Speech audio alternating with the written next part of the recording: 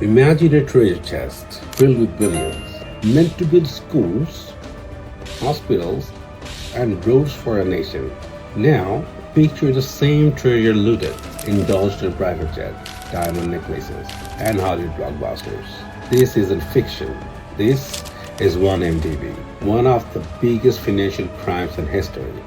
But how did a fund created to help Malaysia turn into a global disgrace? Back in 2009, Malaysia's Prime Minister Najib Razak launched One Malaysia Development Berhad, 1MDB. The goal? To boost the economy, attract investors, and fund big projects. On paper, it sounded heroic, but behind the scenes, something sinister was brewing. Money poured in, billions raised from bonds, banks, and promises. Yet, instead of building the future, the cash vanished. Offshore accounts, lavish parties, a 250 million super yacht.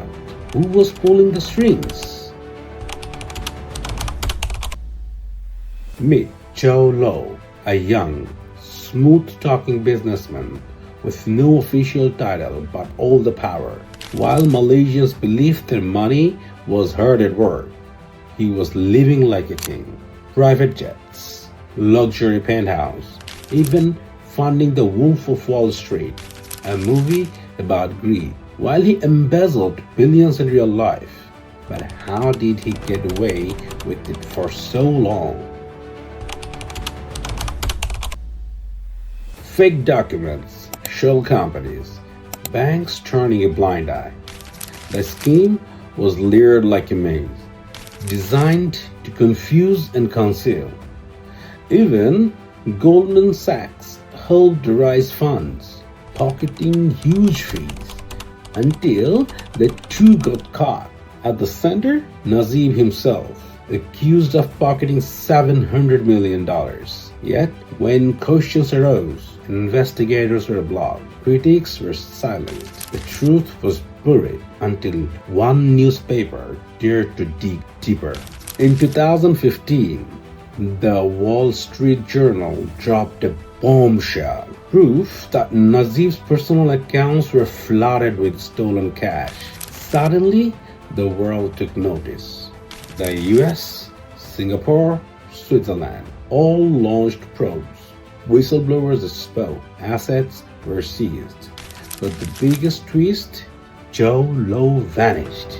Where did he go?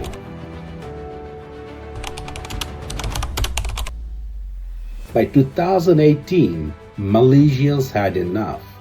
They voted Najib out. The new government reopened the case, and in 2020, justice struck. Najib was convicted, sentenced to 12 years in prison, becoming the first Malaysian PM behind bars. Yet, billions were still missing. So was any of it ever recovered? Some? Yes. Over 1.4 billion reclaimed.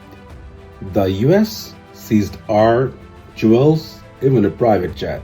Goldman Sachs coughed up 5 billion in fines. But the real cost? Trust.